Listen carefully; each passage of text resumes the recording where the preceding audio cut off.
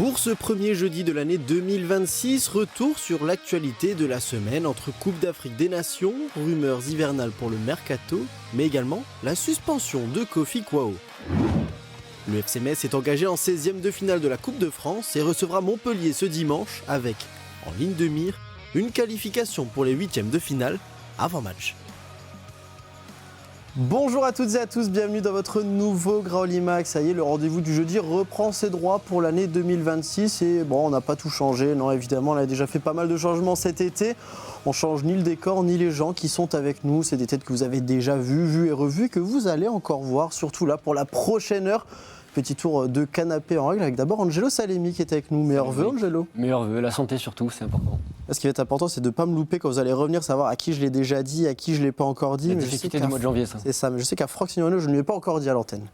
Bonjour à tous et meilleurs vœux également et pleine de réussite pour ce FC Metz valeur 2026. Ce ne sera pas évident, on en parlera pendant l'heure, mais avant ça, celui qui troque le canapé pour le fauteuil pour la première fois de la saison, c'est Rémi Alézine.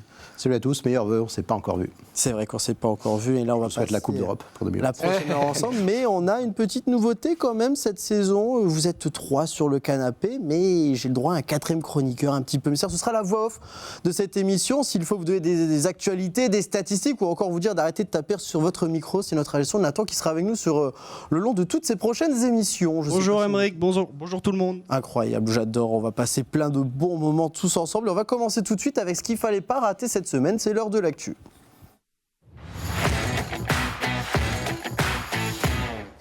Évidemment, on commence peut-être par les nouvelles les plus récentes. L'équipe qui, ce mardi soir, donnait des nouvelles de Thaïris Dos Santos, le joueur stagiaire du FC Metz qui était dans cet événement dramatique de Nouvel An à Crans-Montana. D'après le quotidien sportif, le jeune de 19 ans a été rapatrié à l'hôpital de Mercy à Metz, où il est désormais pris en charge. On parle d'un état de santé qui s'améliore selon ses proches, mais il reste très fatigué et une nouvelle intervention chirurgicale est envisagée. Rapidement, Franck, je ne sais pas si tu veux dire quelque chose sur le sujet. Que dire que en tant que représentant du syndicat des footballeurs, on avait fait un communiqué par rapport à notre soutien. On soutient tout type de joueurs et encore plus les joueurs qui sont en difficulté et qui font face à des épreuves comme celle-ci. J'ai pas eu l'occasion encore d'appeler la famille ou d'avoir Thaïris parce que ça a été très médiatisé, il faut le temps et je manquerai pas de prendre contact avec eux, savoir si ils ont besoin d'appui, de soutien, ça c'est sûr, mais d'autres démarches. En tout cas, le syndicat des joueurs, on est solidaires, c'est une famille et on est tous derrière lui. Évidemment, c'est un propre rétablissement ainsi qu'à toutes les autres victimes, évidemment, car il y en a eu énormément, malheureusement. On va tout de suite passer à la suite de l'actualité qui est sportive et peut-être un petit peu plus joyeuse avec Jean-Philippe Bama qui rejoint Cheikh Sabali Habib Diallo en quart de finale de la Coupe d'Afrique des Nations. Le tenant du titre, la Côte d'Ivoire, qui s'est offert le Burkina Faso assez facilement, 3-0. Des buts signés Diallo, Diomandé ou encore Touré. Jean-Philippe Bama, lui, n'a pas pris part à la rencontre, malheureusement. Il n'a joué que 30 petites minutes depuis le début de la compétition.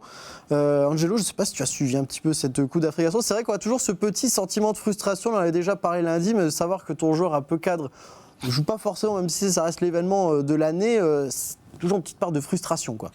Ouais, c'est clair. Et on avait parlé un peu de cette situation avec Stéphane Lemignan, je crois en début de saison, sur vraiment les trêves internationales, avec des joueurs qui ne jouent pas.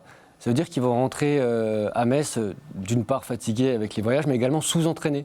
Parce qu'il y a des coéquipiers qui jouent plus, qui s'entraînent de manière peut-être un peu plus légère, vu qu'ils enchaînent les matchs, et pas Jean-Philippe Bama. Donc ça va être peut-être compliqué. Ça fait partie des difficultés à gérer lorsqu'un joueur revient de la CAN. Il y a le côté physique, il y a aussi le côté psychologique avec des joueurs qui ont parfois tout simplement du mal à se remettre dans le train-train messin. C'est vrai qu'on a déjà eu pas mal d'exemples dans ce registre-là sur les dernières années. Au programme des quarts de finale pour la Côte d'Ivoire, l'Égypte de Mohamed Salah notamment, ce sera ce samedi 10 janvier à 20h et on pourra regarder justement, vous le voyez, ce tableau des quarts de finale avec une petite information. Si le Sénégal et la Côte d'Ivoire s'imposent tous les deux face au Mali et l'Égypte, eh bien elles se rencontreront dans le cadre des demi-finales de la compétition. Évidemment, on regardera ça avec ce choc un petit peu, on peut le dire, 100% messin, en tout cas pour les internationaux. Rémi, très rapidement, c'est vrai qu'on a de belles affiches pour ces quarts de finale. Alors, on l'a dit, c'est pas forcément la compétition que tu as le plus suivi, mais c'est vrai que là, on commence à avoir des affiches assez sympathiques. Voilà, à partir des quarts de finale, c'est une compète qui est de très très haut niveau. On regarde On regarde l'attaque du Nigeria avec Lokoman et Osimhen, on regarde les squads du Sénégal, Ismaïla Assar, Sadio Mané, que des gens qu'on connaît, même Abou Diallo, qui a joué un peu, qui a marqué un but, mais qui est remplaçant sur cette équipe-là. C'est une compétition qui est passionnante. Alors, évidemment, elle est pénalisante pour beaucoup de clubs, dont le FC Metz. Sur Gbama, moi, si je reviens là-dessus, j'avais une crainte quand il est parti à la CAN, c'est la blessure, parce que c'est un joueur qui ces dernières années a quand même été largement perturbé par ça. Je me demandais s'il était opportun qu'il fasse une compétition internationale en plein milieu de la saison. Il joue très peu, mais est-ce que mentalement il va être touché? Alors, il y a certainement des attentes de jouer certainement un peu plus, mais est-ce qu'il y a 6 mois il s'attendait à jouer cette compétition, il s'attendait à revenir individuellement à ce niveau-là? Je ne sais pas. Peut-être qu'il va revenir aussi dans un état d'esprit très positif en cas de très bons résultats. Pour l'instant ça se passe bien. Même s'il revient avec un trophée sans avoir joué, on aurait peut-être quelqu'un qui aurait une énergie très positive à insuffler à ce groupe du FC Metz qui en aura diablement besoin. C'est vrai qu'on se pose quand même la question, nous ici, alors évidemment pour les joueurs, c'est que la compétition dure le plus longtemps possible. On espère quand même qu'il revienne assez vite, que Habib Diallo ou encore Jean-Philippe Bain, Cheikh Sabi sont des joueurs qui sont assez importants dans ce dispositif messin. D'ailleurs, Nathan, je ne sais pas si tu es là, mais oui. J'ai fait la petite erreur là, cette semaine. Même s'il y en a qui perd en demi-finale, on n'est pas prêt de revoir les Messins tout de suite. Exactement, il y aura une petite finale dans tous les cas, même si le Sénégal ou la Côte d'Ivoire perdent en demi-finale. Donc il y aura la place de la médaille de bronze qui sera à jouer le samedi 17 janvier, veille de Strasbourg-Metz. Donc on n'est pas prêt de les revoir tout de suite, à moins qu'ils se fassent éliminer, mais évidemment... Ils vont partir en quart de finale tous. On va pas leur souhaiter, même si au fond de nous, peut-être une petite partie un peu plus... Pour Strasbourg, Et en attendant qu'ils arrivent, il y a peut-être des joueurs qui vont partir ou qui vont arriver. C'est le mercato hivernal avec son lot de rumeurs. La première, d'après nos informations, Ismaël Guerti devrait faire partie des jeunes joueurs qui vont être prêtés pour ce mercato hivernal. Ça ne devrait pas être le seul jeune joueur dans cette situation. On va revenir très rapidement sur ces jeunes qui ont signé pro cet été, notamment Franck. C'est vrai qu'on a 3 joueurs, Brian Madjo, on a Cléo Mélière, Ismaël Guerti, que l'on cite là. Des joueurs qui n'ont pas eu beaucoup de temps de jeu depuis le début de la saison. Alors on le sait, c'est souvent en Ligue 2 qu'on dit c'est l'occasion de se montrer. Alors Ligue 1, c'est pas évident.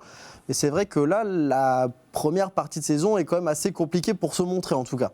Pour se montrer, je rajouterais aussi qu'il y a un joueur qui est assez jeune, qui a rejoint le FC Metz, qui n'est pas formé, mais Lawson aussi, qui a peu joué. Donc c'est... Il n'a même pas du tout joué, je crois, encore, à part en amical. Donc le but pour ces joueurs-là, lorsque tu es jeune, c'est de jouer, d'avoir du temps de jeu, de pouvoir s'exprimer sur un terrain. Et lorsque tu te situes dans un niveau qui est trop éloigné entre la N3 et la Ligue 1, tu as besoin d'aller voir ailleurs pour t'aguerrir, et un niveau intermédiaire, type Ligue 2, national, même haut national. Et pour eux, le but, c'est vraiment de s'affranchir pour revenir la saison suivante en ayant passé un palier. Surtout que c'est très compliqué dans la situation du FC Metz. Tu es en difficulté au classement, tu n'as pas le loisir de donner du temps de jeu tant que ça à tes jeunes joueurs. Et puis surtout, le but, c'est de se renforcer. Et ces joueurs-là, pour l'instant, ne sont pas en capacité de renforcer le 11 de départ. Donc ils peuvent pallier parfois à des absences. D'où Guerti qui a joué un petit peu au tout début. Mais à partir du moment où l'effectif est un peu plus fourni, ces joueurs-là disparaissent. Donc le but, c'est de leur donner du temps de jeu, et pas perdre de temps surtout. C'est vrai qu'Ismaël Guerti était rentré notamment face à Monaco, et quand on pense à Cléo Mélière, il est rentré en fin de match à Lille. Pas forcément le climat idéal pour découvrir la Ligue 1, en tout cas pour écrire les belles histoires. Angelo, on s'inquiète un petit peu quand même, parce que c'est vrai qu'au niveau des arrivées, il n'y a pas tant de rumeurs que ça, alors que quand on regarde un petit peu autour des concurrents directs du FC Metz, que ce soit des rumeurs ou encore du côté des officialisations, ça se renforce. On entend que la JOCR cherchera à attirer Romain Fèvre et Terem Moffi, rapporte Lyon Républicaine. Le FC Nantes a attiré Rémi Cabella d'Enver Machado. Le GCI s'est fait prêter Eli Wahi, le HAC Timothée Pembele. Ça se renforce, et avec de jolis noms quand même du côté des concurrents, c'est pas forcément une bonne nouvelle ça. Non, après, si les noms fuitent ailleurs et pas à Metz, ça ne veut pas forcément dire qu'à Metz, ça ne travaille pas. Mais malheureusement, c'est souvent la même histoire ces derniers mercatos du côté du FC Metz. C'est le manque de moyens. C'est difficile des fois d'attirer des joueurs, pas forcément de renom, mais des joueurs qui ont tout simplement un vécu en Ligue 1, parce que c'est des joueurs qui ont tout simplement un salaire de Ligue 1 que le FC Metz n'est pas capable d'assumer. Donc c'est souvent compliqué ces mercatos. Puis il y a une autre problématique dans le sens des départs. On le sait, on l'a beaucoup répété cet été, c'est que le FC Metz avait un objectif de vente autour de 20 millions d'euros.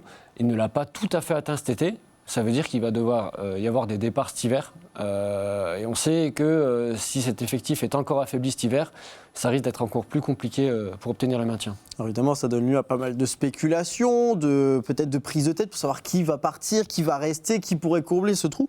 Et malheureusement, les rumeurs ne nous aident pas tout le temps. Et celle-là, elle est de dernière minute, si on peut dire ça. Elle date d'il n'y a même pas une heure. C'est Marc Méchenois qui, sur Twitter, nous dit que Götze dispose de 2 intérêts concrets provenant de la MLS, Dallas et San José pour les citer. Et suite à ça, on a Florent Tonizo, que vous connaissez très bien dans la sphère FC Metz, qui rajoute qu'en plus de ces 2 clubs, en Ligue 1, Angers en cas de départ d'Imad Abdelli et Lorient en cas de départ de Pablo Pagis seraient également intéressés. La Bundesliga serait aussi dans, on va dire, l'hémisphère un petit peu Götze. Rémi, catastrophe en approche si ça se fait. Ouais, alors j'aime pas beaucoup commenter les rumeurs, mais comme il y a Flo dans la balance et que je l'aime beaucoup et qu'il est très sérieux, j'ai pas envie d'entendre ça sur Götze. Ce serait, à mon sens, je comprends les problématiques de rentrée d'argent. On avait été, moi le premier, agréablement surpris par le mercato estival du FC Metz, réussir à attirer des joueurs, pas forcément avec des indemnités de transfert, mais alors Traoré, on n'avait pas encore la perspective de la saison qu'il était en train d'effectuer, mais on pensait flairer un bon coup, mais c'est un gros salaire. Habib Diallo, est-ce qu'on pensait que le FC Metz aurait les épaules pour attirer un joueur avec un salaire pareil ? Moi le premier, je ne pensais pas. Donc là, revers de la médaille, j'ai l'impression qu'on est dans une sorte de situation catastrophique sur le plan financier. Il faut absolument faire quelque chose. Mais Götze, vous l'enlevez de cette équipe maintenant, vous pouvez signer un document pour déclarer forfait pour la suite de la saison. Enfin, il n'y a pas 36 atouts aujourd'hui de niveau Ligue 1+. Je ne parle pas de la chaîne de télé, mais je parle du niveau potentiel de cette équipe-là. Götze est l'élément décisif, un des éléments. Moi, j'en mets d'autres, mais malheureusement, je mettrai Stambouli, mais le coach n'est pas forcément sur la même longueur d'onde que moi, et j'en mets quelques autres. Bon, je préférerais que le FC Metz soit ferme sur ce dossier-là. Il faut qu'on vende des joueurs. On connaît la volonté de Sabaly de ne plus jouer avec le maillot de Metz. On connaît la situation de Sadibou Sané, qui a repris une cote, mais bon, qui n'était plus un incontournable jusqu'au dernier match. Donc, on peut penser que ce genre de joueurs-là ont une valeur. Est-ce qu'elles suffisent à combler le trou actuel du FC Metz ? Je ne sais pas, parce que je ne connais pas le montant de ce trou-là. Ce que je sais, j'en ai la certitude, vous enlevez Götze de cette équipe, vous pouvez dire adieu à la Ligue 1. C'est vrai que c'est pas forcément une très très bonne nouvelle, Franck. Évidemment, on va pas céder à la panique, on le sait, les rumeurs, et je pense que tu es très bien placé pour savoir, ça peut toucher tout le monde et n'importe qui. Des fois, on se demande même si ça peut être tiré dans un sablier quelques secondes avant d'être pris, mais voilà, c'est vrai que calme annoncé au FC Metz, d'autant que voilà, comme l'a dit Rémi, c'est la même recette, c'est des départs si on veut des arrivées, quoi qu'il arrive. Donc il y aura forcément un timing où le FC Metz sera moins fort.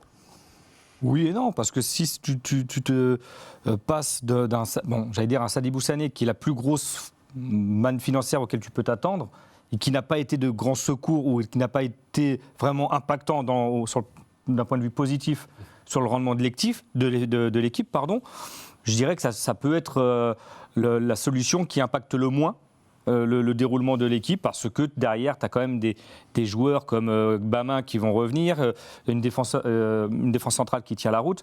Donc ça n'impacterait pas forcément le rendement de l'équipe, et en plus, c'était attendu.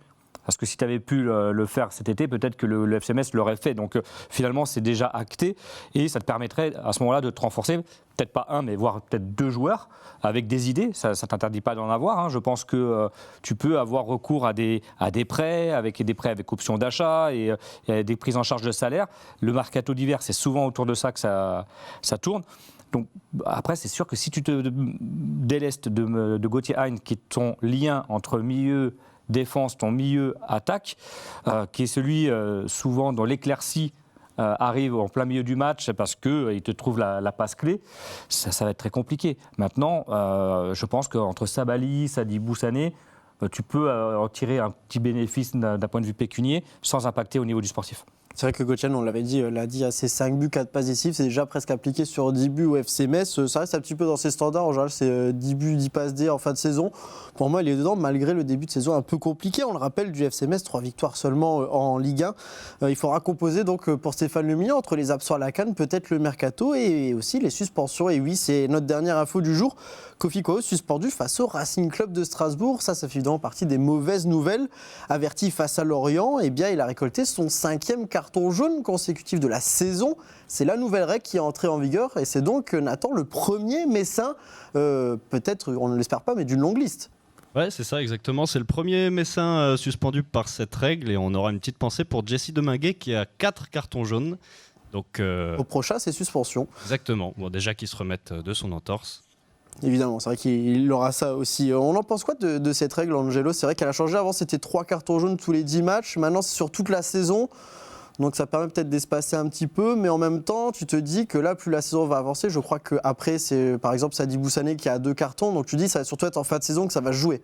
Ouais, j'ai l'impression que c'est un système un peu plus juste et peut-être plus lisible aussi. Parce que je me souviens les calculs qu'on faisait les saisons précédentes, des fois on s'en sortait plus, on disait attendez, c'est les 10 derniers matchs joués, c'est les 10 dernières journées. C'était pas évident à suivre, donc là c'est un peu plus lisible et voilà, il va falloir remplacer Kofi Kwao face à Strasbourg. Ouais, pour en revenir à cette règle, si elle a changé, c'est parce que nous, en tant que syndicat, on a fait remonter une information du terrain venant de beaucoup de joueurs étrangers qui s'étonnaient justement de cette règle des 3 cartons jaunes en 10 matchs, avec ces suspensions, parce qu'ils ne comprenaient pas qu'on ne soit pas alignés, nous, en France, comme en Espagne. Moi, je l'ai connu lors de mon passage là-bas, où au bout du 5e carton jaune, automatiquement, tu étais suspendu le match suivant. Ils s'étonnaient en disant que c'était beaucoup plus lisible, mais aussi, ça permettait de développer plus de temps de jeu. On a fait des statistiques, c'est qu'en mettant ce système-là par rapport à l'année dernière, où c'était le système des 3 cartons jaunes, il y avait 1/3 de matchs disputés en plus pour les joueurs. Donc ça permet aux joueurs d'être moins sanctionnés et parfois lorsque tu prenais un 4e carton jaune, tu étais tout de suite encore suspendu parce que le dernier s'était effacé, mais tu en avais encore 2 en cours des derniers matchs. Donc voilà. Alors que là, une fois que tu as pris tes 5 cartons jaunes, tu es suspendu, ça remet tout à 0. Très bien, Kofi Kwao qui est donc à 0 carton jaune sur les derniers matchs, c'est une très bonne chose pour lui. On va pouvoir passer à la prochaine partie de cette émission parce que oui, on a parlé de Strasbourg, mais avant ça, il y aura un autre match, ce sera tout de suite la Coupe de France. Et oui, ce dimanche, le FC Metz qui recevra Montpellier dans le cadre des 16e de finale de la Coupe de France, une affiche que l'on aurait pu voir en Ligue 1 notamment, mais ils ont inversé leur place à l'intersaison. Dans le bon sens pour le FC Metz, évidemment. Petit coup d'œil rapidement en statistiques sur la saison de Montpellier, 9e de Ligue 2 avec 25 points. C'est 7 victoires, 4 nuls et 7 défaites. 19 buts inscrits, 19 buts encaissés. Comme ça, c'est facile de faire les calculs du goal average. Au niveau des meilleurs buteurs, Alexandre Mendy et TJ Savanier avec 5 réalisations. Le meilleur passeur, TJ Savanier avec 3 passes. Rémi, cette équipe de Montpellier, qu'est-ce qu'on en pense ?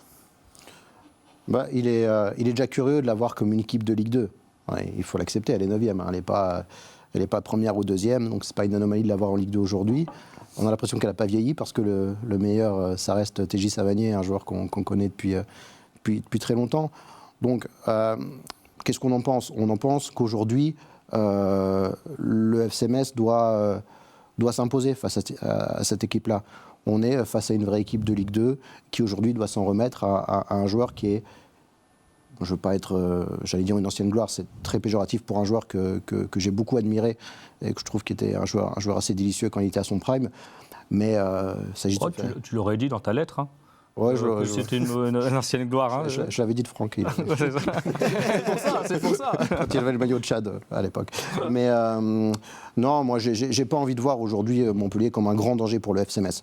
Ça ne veut pas dire que le match sera facile, mais ça veut dire que le FC Metz doit être conquérant et doit assumer un petit peu son statut. J'ai envie de voir une équipe qui, comme lors du tour précédent, est une équipe de première division. Voilà. Qui laisse peu de chance à l'adversaire, qui boucle le match dès l'entrée. Alors c'est peut-être utopique, mais c'est ce que j'ai envie de voir en tout cas. C'est le visage du FC Metz que j'ai envie de voir aujourd'hui. Parce que on n'est pas face à un FC Metz en progrès. Mais le FC Metz qu'on a envie de voir et qu'on a vu sur certaines parcelles de match, ce qu'on ne voyait pas il y a 2 ans, c'est un FC Metz qui peut être au niveau de la Ligue 1. Donc c'est le FC Metz là que j'ai envie de voir ce week-end. Et pas le FC Metz qui peine et qui fait de grossières erreurs et qui lui coûte à chaque fois des points en Ligue 1. Donc voilà, le match que j'ai envie de voir ce week-end, c'est ça. Le tirage m'avait plu parce que c'est un match à Saint-Symphorien. J'aurais aimé qu'il soit un peu plus accessible, notamment pour les abonnés, ce match-là, pour que le stade soit plein. Bon, c'est pas le cas. Certainement que le club a beaucoup de difficultés économiques. Mais voilà, c'est un match à Saint-Symphorien contre une équipe plus faible, donc ça doit faire victoire. Et qui était en difficulté lors de son dernier match à domicile contre Dunkerque, qui en a pris 3. Défaite 3 buts, c'était ce lundi d'ailleurs. 4 matchs consécutifs sans gagner en Ligue 2 pour moi. Voilà, donc c'est une équipe qui est quand même en difficulté, qui malgré ses 19 buts depuis le début de saison, on pourrait penser que c'est une bonne défense, mais au final là, elle est dans une mauvaise période. Une équipe assez jeune, mais avec le profil du FC Metz qui aime prendre le jeu à son compte. Je pense que face à une équipe de Ligue 2, comme le dit Rémi, c'est un profil qui peut très très bien lui convenir parce que cette équipe aime bien avoir le ballon, elle devrait l'avoir face à Montpellier et moins s'exposer à des pertes de balles, comme tu dis, face à des gâchettes de Ligue 1 ou au niveau de Ligue 1.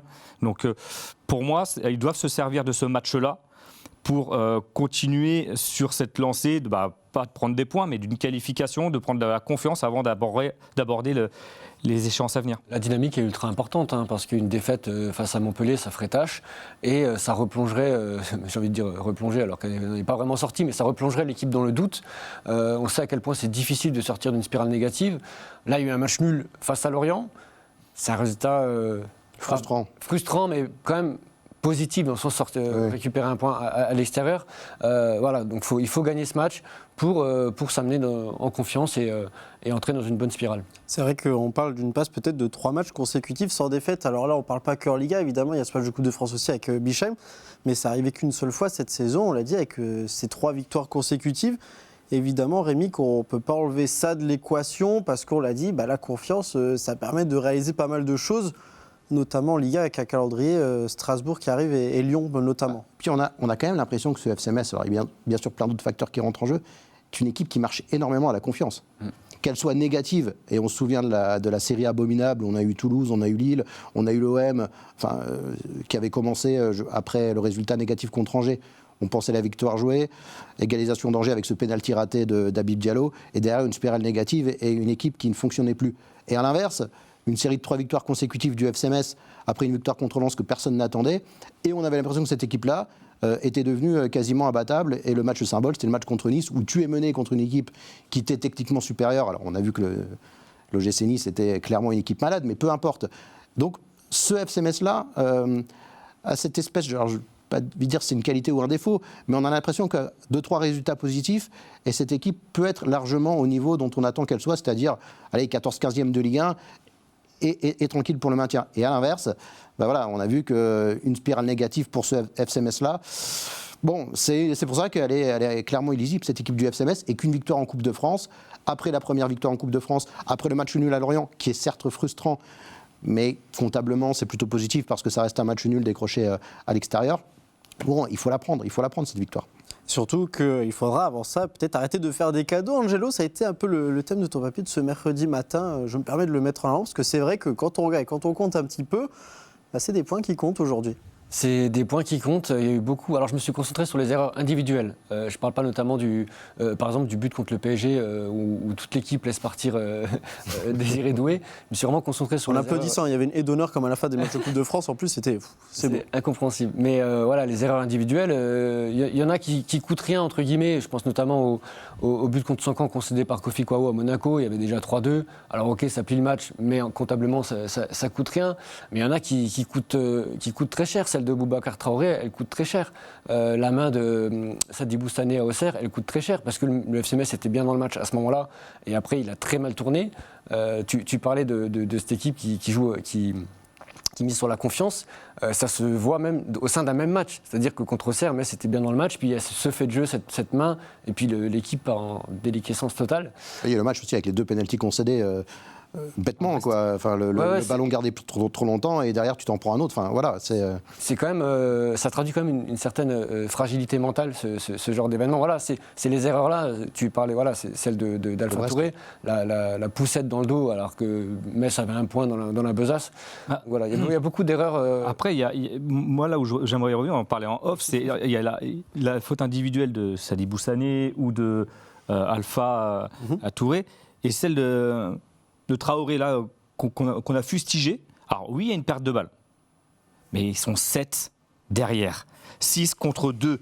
Le joueur de Lorient reçoit le ballon. Alors c'est une offrande, ok, mais il fait quand même 35 mètres à balle au pied avant de décaler l'autre Lorientais qui a le temps de venir, sachant qu'au départ, tu es quand même à 6 contre 2 plus le gardien.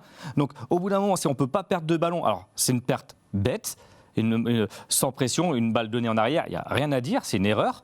Par contre, si on ne peut pas perdre de ballon et sans qu'on puisse compter sur ses coéquipiers pour se rattraper, parce que la transition là-dedans, elle n'y est pas. Donc je dirais que c'est aussi une erreur collective. Tu dois prévoir des pertes de balles, ce genre de passe. Tu le vois depuis erreurs, tu le vois depuis le début du championnat. De mémoire, j'ai celui du PFC aussi, où tu perds une balle très haut. Je crois que c'est Yegbe. Ouais. C'est ça? Ouais, c'est ça. Après, on va dire c'est une erreur de Yegbe. Bah ouais, il a raté une passe. Ok, mais on est à 50 mètres du but. Au bout d'un moment, rien ne t'interdit de pouvoir rattraper l'erreur de ton coéquipier.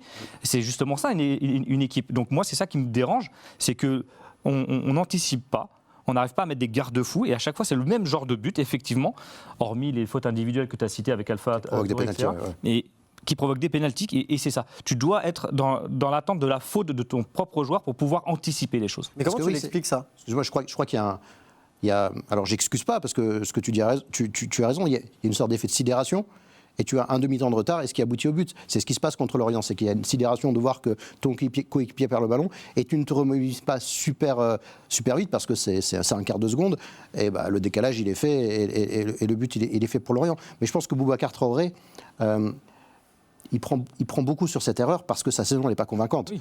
Parce qu'il fait beaucoup de matchs. Et pour moi, la période la plus récente, c'est la première mi-temps contre le Paris Saint-Germain, où il est complètement à côté de la plaque, où là, il cumule les passes en retrait qui sont limites. Ça n'aboutit pas forcément à un but. Mais je pense qu'il paye aussi ça. Boubacar Traoré, il paye la déception qu'il génère depuis le début de la saison au regard des attentes qu'on avait, alors qui étaient peut-être des attentes qui étaient déraisonnables par rapport à ce qu'il est réellement aujourd'hui. Mais voilà, malheureusement pour lui, je pense que Boubacar Traoré, il paye en grande partie ça. Ça tombe sur Traoré aujourd'hui, mais il faut se souvenir que contre l'Orient, il y a une grosse perte de balle de Demagué en début de match qui n'aboutit pas à un but. Il y a une grosse perte de balle de Gauthier en début de deuxième mi-temps qui aboutit à une occasion franche, il n'y a pas but. Donc voilà, les erreurs, elles sont nombreuses quand même. Pour se maintenir en Ligue 1, il faut les gommer. Voilà, on se souvient que des erreurs qui coûtent des buts, mais il y en a beaucoup qui sont sans conséquence, mais c'est des avertissements qu'il faut prendre en compte. Je le disais, en fait, là, ce qui est encore plus frustrant pour le FCM, c'est le moment où elles arrivent. On l'a dit, contre le Paris FC, c'est pour le 3e but, mais c'était à 2-2 là-bas, ce qui n'était pas déconnant à ce moment-là. Là, Lorient, tu menais 1-0, donc c'est d'autant plus frustrant. Contre le PSG, c'était pas non plus... Et moi, je vais te prendre le problème à l'inverse. Tu fais des erreurs, bizarrement, les adversaires en profitent. Toi, est-ce que tu as analysé les buts et est-ce que tu arrives à profiter des mêmes erreurs de tes adversaires? Parce que je pense que les adversaires, ils t'en font tout autant, voire ils t'en laissent au moins 1 ou 2 par match. Mais est-ce que toi, tu as la capacité de les exploiter? Ah non, juste. Tu vois, mais on est d'accord. C'est ça aussi, c'est le haut niveau, c'est faire le moins d'erreurs possible. Parce que honnêtement, quand tu marques un but, tu bénéficies forcément d'une erreur de l'autre.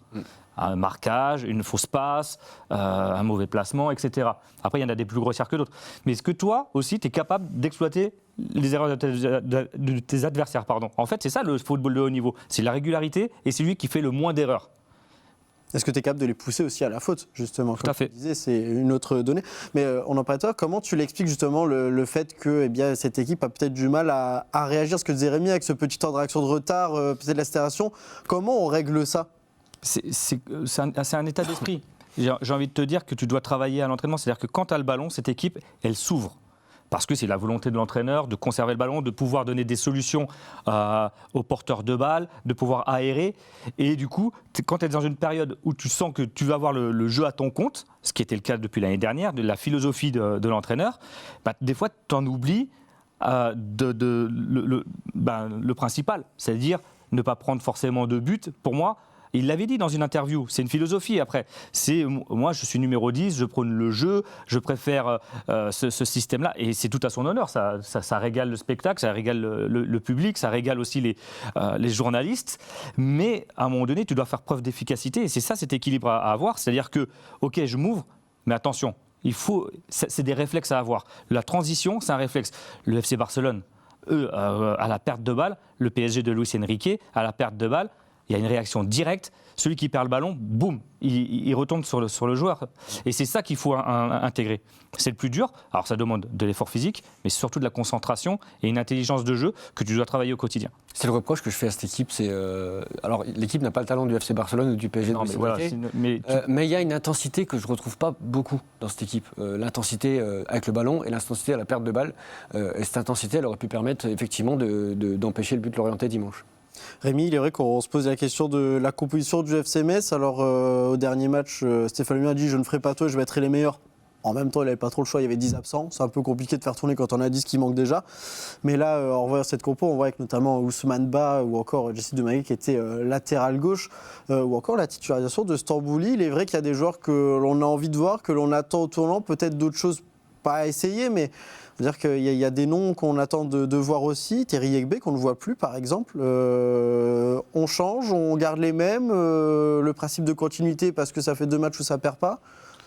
On essaye peut-être des choses qu'on n'a pas du tout essayées. Je fais une fixette sur Stambouli, mais quand on parle justement d'impact à la perte de balle, quand on parle d'expérience alors l'intensité physique, il va la mettre, mais il va peut-être pas la mettre sur 90 minutes, mais c'est peut-être lui qui va aiguiller les autres à avoir ce temps de réaction justement.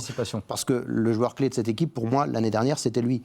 Il y a les fulgurances techniques de Gauthier Hein, il y avait plein d'autres choses. Mais... Je me permets, sur le match à Lorient, tu le vois rentrer tard dans la rencontre, mais j'ai un souvenir d'un plan large de la partie tard du SMS où il dit à Alpha Touré, vas-y parce que moi je couvre, et tu le vois avec le bras de faire vas-y et tout, et c'est ce genre de conseil, je crois que tu disais, où tu vas tout de suite aller faire le pressing à la perte de balle, et tu en as besoin de ce genre de joueur. Donc si ce match contre Montpellier devait servir de match test, j'ai pas envie de le considérer comme un match test, c'est un match de compétition, il y a un trophée à aller chercher au bout, dans un concours de circonstances, tu peux faire quelque chose de très sympa en Coupe de France, mais pour Stambouli ça peut servir. Le petit Mbaye, moi j'ai envie de le revoir également, ça fait partie des options... alors qu'il y a de l'avance sur des gens qu'on peut prêter, comme Gerty par exemple. Mbaye, c'est quelqu'un qui, en Ligue 1, on a envie de le voir un petit peu plus s'exprimer. Ce match-là contre Montpellier, c'est bon de lui dire, ok, on t'a mis un petit peu en Ligue 1, maintenant, on va te remettre et on va voir ce que tu peux donner. L'adaptation, ça doit être terminé pour lui. À lui maintenant de prouver qu'il a ce niveau-là pour être décisif, pour être impactant. Il l'a pour le moment pas été assez, mais on voit un potentiel avec le FCMS. Yegbe, j'aimerais bien le revoir parce que on parlait de la série de confiance. Dans cette série de confiance, il y avait Yegbe. Et Yegbe, il était ultra important. Donc, c'est aussi quelqu'un que j'aimerais retrouver dans cette équipe du FCMS. Donc, il ne faut pas tout révolutionner, il ne faut pas chercher à bouleverser cette équipe parce que, malgré le résultat négatif contre Lorient, négatif parce que tu menais 1-0, il n'y a rien de cataclysmique. On n'a pas pris le 4-0 contre Toulouse, on n'a pas pris le 6-1 contre Lille. J'ai oublié ce petit but. Il y a eu de l'importance. Hein. En plus, c'est donc voilà, ce match-là, par contre, doit servir à remettre à Stambouli. Enfin, s'il vous plaît, j'ai une seule demande à Stéphane Le Millian, ou alors, on m'explique pourquoi. Je veux savoir pourquoi ce gars-là ne joue absolument pas cette saison, alors qu'on a besoin d'un élément d'importance. Sinon, on le met contre Montpellier et on essaye quelque chose. Parce que Traoré... Bon, c'est pas la solution. Là, tu ne peux plus te cacher derrière le sportif pur, en tout cas. Deminguet, on voit qu'il est diminué. C'est le 4e qui rentre au milieu de terrain contre Lorient. Alpha Touré, même s'il était là dans la série ultra positive, ça reste quelqu'un qui manque d'expérience. Donc, allez, soyons sérieux et mettons un petit peu Stambouli. Franck, il y a des joueurs qu'il faut attendre au tournant sur toi. C'est vrai qu'il parlait tout à l'heure de Malik Mbaye. Bon, là, c'est un poste où tu n'as pas trop le choix, il faut que tu t'apposes. On parle du poste de numéro 9 aussi, où on se cherche encore. Ibou Sané a du mal à creuser son trou pour l'absence de Habib Diallo. Joël Soro, pareil. Moi, contrairement à vous, j'attends pas d'expérimentation par rapport à ce match. Ça doit être la continuité de Lorient qui doit préparer le match de Strasbourg. Donc pour moi, tu ne dois pas commencer à mettre des joueurs à des postes que tu n'as pas essayé avant, ailleurs, ou parce que tu as envie de voir des choses. C'est parce qu'encore une fois, en plus c'est un match à élimination directe. Tu n'as pas trop de cartouches à griller là-dessus. Donc pour moi, c'est le meilleur au poste. Et celui qui montre le plus aussi à l'entraînement, parce que tu as un quotidien qui doit être sur le terrain. Et puis voilà, après, en fonction des absences, en fonction des blessés, en fonction des suspensions, en fonction de tout ça, mais tu dois faire l'équipe la plus performante possible pour avoir du rythme, parce que tu reviens quand même d'une trêve. Tu vas attaquer le vif du sujet dans un climat où il fait froid.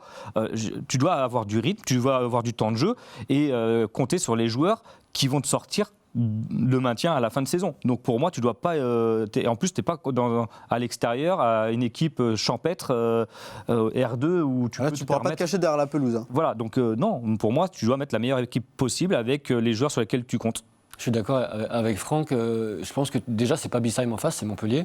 Et je pense que tu dois préparer Strasbourg, avoir notamment la ligne de 4 que tu as prévu de mettre contre Strasbourg. Je pense notamment à la charnière centrale qui était performante à Lorient. Je vois pas pourquoi tout chambouler maintenant. Les automatismes. Les automatismes, ouais. Je suis d'accord aussi avec Rémi par rapport à Stambouli. C'est un joueur qui doit jouer plus.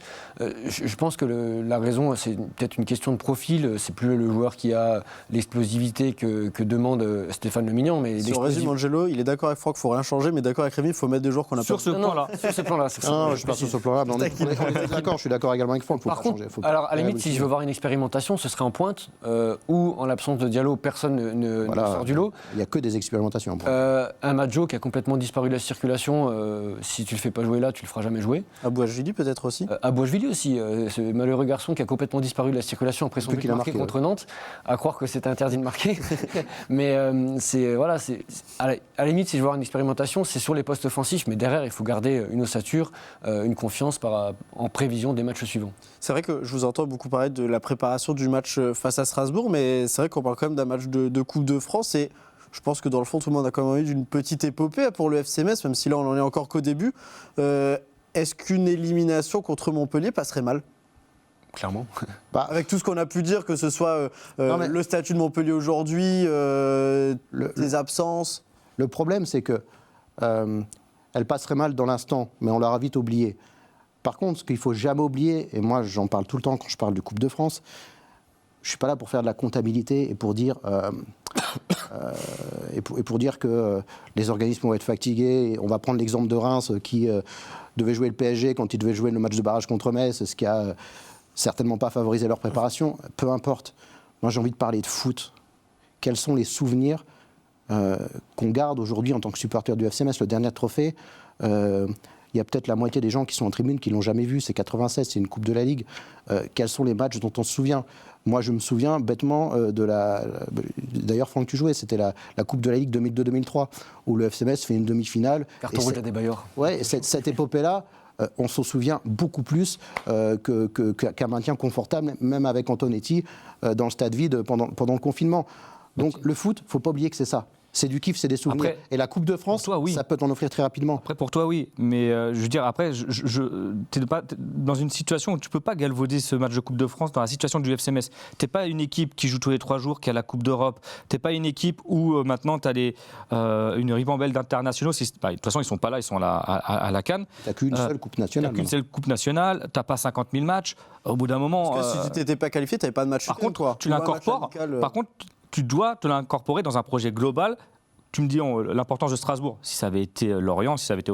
C'est l'incorporer dans un projet. Tu dois te servir de ce match, donc le gagner et, qui plus est, avec la manière, si tu peux, pour te donner de la confiance, pour arborer et aborder le prochain match de championnat, qui est hyper important dans ta quête de maintien. Donc voilà, donc pour moi, il ne faut pas les dissocier. Après, comme tu dis, si tu peux aller au bout pour faire une épopée, et c'est super, tant mieux. Et comme tu dis, si tu es éliminé, les supporters ils disent putain, une année de plus, on est éliminé en 16e, en 32e, mais tu l'auras vite oublié. C'est parce que la priorité dans la tête des gens, c'est de revoir le PSG l'année prochaine à Saint-Symphorien. Mais si tu peux faire cette... Et puis les joueurs aussi, dans leur tête, on est éliminé, maintenant il ne reste plus que l'objectif, c'est le maintien, ils vont te dire ça tout de suite. Mais c'est toujours intéressant de faire une épopée. C'est vrai que Nathan, lui, n'était pas là pendant les épopées Coupe de France, bien trop jeune et pas du tout même d'ailleurs au rendez-vous. Mais par contre, c'est vrai qu'une qualification, ça donnerait l'occasion au FC Metz d'aller en 8e de finale, ce qui n'est pas arrivé depuis presque un petit temps maintenant. Ouais, exactement, ouais, ça fait depuis la saison 2020-2021. C'était contre Monaco, on a perdu au tir au but. J'ai vu Angelo hausser les sourcils. J'essaie de me rappeler le dernier quart, c'était 2008 peut-être. C'est un creux au-dessus, il me avec semble. Pjanic à Gerland. Pjanic, j'entends la parler là. Dernier point, est-ce que le FC Metz peut se passer de quelques centaines de milliers d'euros pour un demi-finale ou un quart de finale de Coupe de France? Je pense que c'est quand même Bien sûr. je pense que c'est quand même de l'argent à prendre dans une période où c'est compliqué. Et pour faire le parallèle avec ce match de Montpellier, moi j'ai le souvenir quand j'étais jeune, 98 ou 99, c'était ou un match de Coupe de la Ligue. J'ai J'ai que le triplé. Ah oui, 4-3. 4-3 contre Montpellier. Incroyable. C'est ça, 4-3 contre Montpellier. Avec un but où il fait toute la moitié du Avec terrain. son maillot silence la paix. Voilà, tu vois, donc toi, pour faire le parallèle. Il y a avec ce des match-là. images. Les images, quand tu supportes un club, quand tu regardes un club comme le FC Metz, ce sont souvent des épopées en coupe. Alors, il y a la saison 97-98 avec cette deuxième place qui reste un Il y a quand traumatisme. même les montées en Ligue 1, Absolu. mais au bout d'un moment, on a quand même envie de. Ouais, mais au voir bout d'un autre moment, chose. tu as envie d'avoir des trophées, tu as envie qu'il se passe quelque chose, tu as envie d'avoir une petite Coupe d'Europe derrière. J'insiste toujours avec ça, mais la Coupe de France, c'est le seul vecteur qui peut t'offrir ça aujourd'hui. Ce n'était pas le cas il y a 20 ans où tu pouvais être dans les 5 premiers du championnat en faisant une saison honnête parce que les écarts n'étaient pas aussi significatifs et que le FC Metz n'était pas devenu un aussi petit club dans la hiérarchie économique du football français. Donc, si le destin peut t'offrir un tirage un peu sympa, il ne faut pas oublier que la Coupe de France 88, le FC Metz la remporte en jouant quasiment que des clubs de seconde division. Alors, et à l'époque, le FC Metz c'était un club très compétitif de première division. Je dis ça parce que sinon Bernard va me taper la prochaine fois qu'il vient. Oui. Mais voilà, un concours de circonstances un peu sympa, tu ne tombes pas contre le PSG ou l'OM tout de suite au tour suivant et tu te retrouves vite en quart de finale. Donc ne surtout pas bouder cette Coupe de France. D'ailleurs, on a toi qui me dit qu'il a retrouvé la trace du dernier quart de finale. On va voir si Angelo, tu es bon. C'était effectivement 2007-2008 contre l'OL.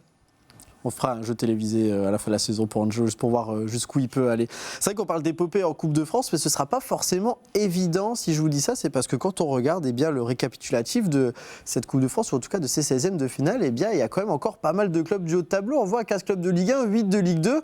Le petit poussé qui était Frémin au tour dernier est parti. Il reste 2 clubs de Régional 1, à savoir Bayeux qui recevra Marseille, Montreuil qui recevra Amiens. C'est vrai que cette saison, on a peut-être l'impression que la Coupe de France a joué un peu moins, entre guillemets, magique, parce que il n'y a plus beaucoup d'épopées à écrire là. C'est le problème de la Coupe de France, je trouve, sur les dernières années, c'est que avec le règlement qui est fait de cette manière, les clubs amateurs reçoivent les clubs de Ligue 1 dans des grands stades. Et on perd un petit peu le côté magique, je trouve. C'est un peu dommage. Ce serait magique que Marseille se rende sur le terrain de Bayeux. Alors, je conviens que c'est impossible en termes de sécurité. Falcao, il ne serait pas d'accord avec toi. Il s'est fait les croisés sur un pauvre terrain, je ne sais plus où c'était. Je comprends, je sais que là, je dis quelque chose qui est totalement utopique, mais c'est un petit peu dommage d'avoir perdu ce côté magique. Mais la Coupe de France, ça reste quand même la plus belle compétition à mes yeux. Pour moi, c'est au-dessus de la Ligue des Champions. Je sais que je suis le seul à penser ça, mais c'est pas grave. Mais quand on voit, tu préfères soulever la Coupe de France ou la Ligue des Champions? Vous avez une minute chacun. Non, moi je parle en termes d'émotion. Quand je vois des joueurs amateurs qui sont magasiniers, mécaniciens, qui se retrouvent à jouer contre des joueurs de Ligue 1 et qui de temps en temps font l'exploit, c'est magique. Moi, j'ai en mémoire l'exploit incroyable qu'avait réalisé Hombourou il y a quelques années. Face à Auxerre, je ne vais pas vous cacher, j'avais les larmes aux yeux en tribune de presse. Enfin, c'était extraordinaire. La Coupe de France, pour moi, c'est extraordinaire et il faut garder ce côté magique. Et si on peut accueillir des clubs professionnels dans des stades champêtres, il ne faut pas s'en priver. Mais est-ce que, alors, je suis d'accord avec toi sur le truc, mais est-ce que tu ne penses pas que les joueurs, j'ai souvenir du dernier match où quelle équipe a pris 6-1 ou 6-0 à Saint-Etienne. Saint-Etienne et il met un but. Et le célèbre. Et c'était une équipe. Geoffroy il y a aussi ces joueurs qui peuvent jouer dans un grand stade. Moi, j'ai souvenir d'un quart de finale de Coupe de France. C'était la revanche contre Calais. Nantes-Calais. Et Calais, on les affronte forcément dans l'antre de Lens.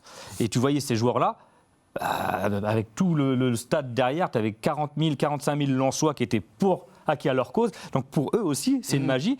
Et en plus, ça leur donne l'occasion au club de toucher une partie de la recette, voire si le club pro est généreux, de lui laisser l'entièreté de la recette. Ça a ce bon côté.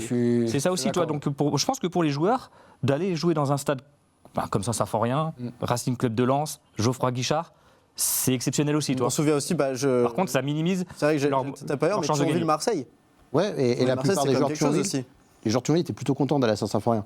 On leur avait demandé un petit peu avant, peut-être qu'ils sont un peu dégoûtés justement de ne pas recevoir l'OM, mais ils étaient contents d'aller dans le stade de Metz avec. Mais sachant que c'est vrai que ça amenuise leur chance de victoire parce que tu perds tes petites habitudes aussi.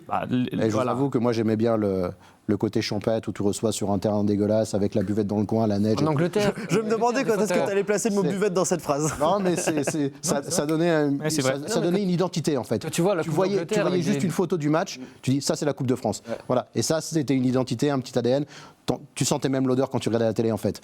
Et ça c'est vrai que c'est un truc. Il y a quelques années, tu pouvais aller à Laval en Ligue 2 et tu la sentais aussi la merguez. J'aurais dû y aller. C'est vrai qu'on parle de cette compétition, alors on va en parler d'une autre, il nous reste quelques minutes. Une compétition que malheureusement le FC Metz ne jouera pas, mais ça met quand même en compte un Mosellan. On passe tout de suite au temps additionnel.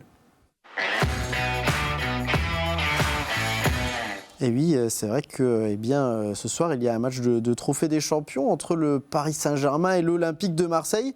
Alors avant de parler de la rencontre et du Trophée des Champions, un match qui sera arbitré par Thomas Léonard au sifflet de cette rencontre. Nathan, petite première pour lui. C'est sa première finale en carrière professionnelle. La saison dernière, il était classé à la 8e place des meilleurs arbitres français, donc félicitations. C'est vrai qu'en plus, on n'a pas entendu beaucoup de débats. Alors, on sait qu'on parle beaucoup de l'arbitrage tout au long d'une saison. Rarement, Angelo, je crois, le nom de Thomas Léonard mis dedans en général. Après, il arbitre pas le FC Metz, donc ça C'est aide. peut-être pour ça aussi. En fait, il faut jamais arbitrer le FC Metz, finalement. C'est plus compliqué d'arbitrer le FC Metz, attention. Votre avis sur ce trophée des champions, certains disent qu'il ne compte pas forcément. On peut aussi parler de la localisation de ce match. On peut le voir sur l'affiche, le Koweït cette fois-ci. Quand c'est pas au Koweït, c'est ailleurs, mais en tout cas, c'est loin de la France. Angelo, on est fan, moins fan. C'est vrai que tu n'as pas de Ligue des Champions, de Coupe de France, je t'ai pas entendu citer celui-là. Non. Après, ça n'a pas trop de sens déjà que ce soit le premier de Ligue 1 contre le deuxième, parce que Marseille n'a pas gagné la Coupe de France. Et le jouer au Koweït, c'est une absurdité sans nom. Le trophée des champions français doit être joué en France. C'est un peu n'importe quoi. Je ne sais pas si le stade sera rempli. Je crois qu'il y aura des locaux, peut-être qu'ils seront sur place, mais je trouve c'est un peu aberrant de jouer ce match au Koweït. En plus, c'est en pleine semaine, entre deux matchs officiels. Enfin, moi, je suis peut-être un aigri, mais je trouve que c'est absurde. Non, je suis complètement d'accord avec toi. Mais malheureusement, c'est dans l'air du temps. Et que ça va à l'encontre de tout ce qu'on t'inculque comme valeur aussi. C'est-à-dire qu'on te dit le bilan carbone, la fatigue des joueurs, l'enchaînement des matchs dans un pays où tu veux montrer le niveau du championnat français au Koweït. Alors oui, sur le continent asiatique, c'est ça peut-être, au niveau des fuseaux horaires, j'en sais rien. Mais ça va à l'encontre de tout ce qu'on te bassine au quotidien et pour te vanter un modèle peut-être économique, mais encore à démontrer. Je ne comprends pas forcément. Encore, ça te bouscule un petit peu le calendrier aussi, parce que là, il faut partir le jeudi au Koweït. Du coup, c'est-à-dire que leur match de Coupe de France, que Paris et Marseille sont engagés en Coupe de France. Paris jouera lundi, si je ne me trompe pas. Bayeux-Marseille, finalement, au lieu d'être ce week-end, ce sera un mardi soir. Quand tu me l'as dit, il y a des joueurs de Bayeux qui ont des métiers. Le mardi soir, c'est pas forcément évident. Pareil pour les affluences. Rémi, c'est vrai qu'on en avait parlé un petit peu. Sur le papier, le trophée des champions, c'est quelque chose qui est plutôt pas mal. C'est le champion de Liga contre celui qui a gagné la Coupe de France. Bon, manque de peau. Sur les dernières années, c'est souvent le même club. Mais quand même, sur le papier, pourquoi pas. Mais dans cette configuration-là, difficile de le trouver de notre position très vendeur. Il n'y a absolument rien qui va sur ce match-là. Beau résumé. Le lieu, il est absurde. Ça va à l'encontre de ce pourquoi on fait un match de foot. C'est avant tout pour le public. C'est avant tout pour les supporters. Alors que ce soit les supporters de Paris ou de Marseille, il y en a certainement qui vont y aller ou pas. Mais je trouve que c'est très insultant de le faire. La temporalité, ce trophée de champion, il doit intervenir soit juste à la fin de la saison qui concerne ces trophées. Il y a quelques années, c'était avant le début de la saison. C'était juste semaine avant. Comme la Super Coupe d'Europe, c'était juste au début. Et là, ça avait du sens. Là, personne ne se souvient pourquoi c'est Paris contre Marseille. Enfin, d'autant qu'en plus, c'est toujours le même club qui gagne les deux trophées. Mais bon, ça peu importe le règlement. Mais ce PSG Marseille, on aurait voulu le voir dès l'entrée de la saison, organisé en France. Ce match-là, très honnêtement, il n'intéresse personne. C'est qu'il ne va pas zapper sur le trophée des champions ce soir. Non, mais aujourd'hui, actuellement, on regarde la CAN, on ne regarde pas ce match-là. C'est un non-sens complet. Alors oui, c'est un trophée. Et c'est dommage parce que moi, je trouvais que ce trophée avait de la valeur. Je suis un vieux nostalgique, je regardais toujours la Super Coupe d'Espagne, d'Italie et tout. C'est quelque chose qui... Voilà, je trouvais que ça avait un sens. C'est le super champion entre ceux qui avaient gagné les meilleures compétitions. Bon, moi je trouve que le faire maintenant à cet endroit de la planète... Les seuls gagnants, c'est les services de police, non? Avec toute sécurité, ils n'auront pas à s'occuper d'un match comme celui-ci, parce qu'un PSG Marseille, il faut l'organiser. Et alors, je pense que les seuls gagnants, c'est eux, non?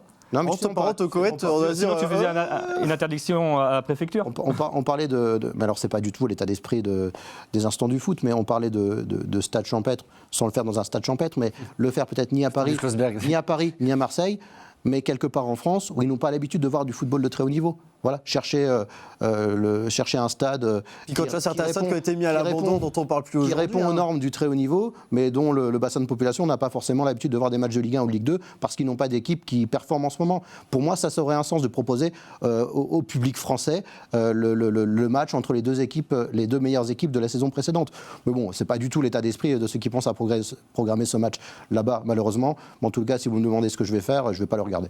C'est vrai que quand tu parles de ça, c'est vrai qu'on pense je le disais, à des stades stade qui n'existe plus. Celui de Nîmes, par exemple, qui était à l'abandon total, qui a un gros projet, une grosse structure, qui pourrait de temps en temps peut-être accueillir ce genre d'événement. Ah non, si, il y a un stade où il n'y a pas souvent du football de très haut niveau, il pourrait mettre ce match-là là-bas. Il l'a placé. Il y avait plein d'autres idées en tête, il a placé l'AS Nancy-Roll. Et le stade, il répond aux normes. Hein. Ah bah, il y en a plein qui répondent aux normes. Hein. Je vais te dire, même De Zavel en face, il peut répondre aux normes. Hein. Bon, peut-être pas sûr pour la capacité, pour la sécurité. Mais encore une fois, je ne pense pas que la ville de Nancy soit OK pour justement développer les services de sécurité, les préfectures. C'est juste par rapport à ça. Ça enlève une bonne épine du pied à notre pays là-dedans, en ce moment. Alors que Angelo qui fait moult déplacements, s'il y a un trophée des champions pour le FC Metz, bah, direction Koweït, dépêche-toi, l'avion va partir, quoi. Ça ferait un déplacement sympa. C'est vrai. Comme Après, ça, à voir où ce serait. Il faut déjà gagner en Coupe de France et le match, on le rappelle, aura lieu ce dimanche. Et ben, on arrive tout doucement à la fin de cette émission. Très rapidement, on va essayer de vous lancer sur le sujet des pronostics, vu qu'il me reste 30 bonnes secondes pour voir qui a le sens du pronostic, même si on n'a quand même pas trop ça pour ce week-end. 1-0, but d'Abouachvili. En plus, c'est le buteur. Je suis à deux doigts de demander la minute. Rémi? 4-3, triplé de Jastrovic.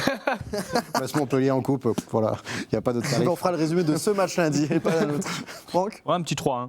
Voilà. Pas de prolongation, 3-1. Un petit but d'Assoro peut-être. Comment? Un but d'Assoro peut-être. Bah écoute, qui conclut dans le temps additionnel pour te faire plaisir. S'il touche un ballon cette fois. Mais... Bon, on ne se demandera pas qu'il y en a qui n'iront pas en vacances ensemble. Moi, je vous le dis. Merci, messieurs, de m'avoir accompagné pour ce premier jeudi de l'année 2026. Nous, évidemment, on se retrouvera dès lundi pour parler de cette rencontre, mais pas que. Il y aura également le Mercato ou encore la Coupe d'Afrique des Nations. Vous en avez l'habitude. À très vite sur Moselle TV.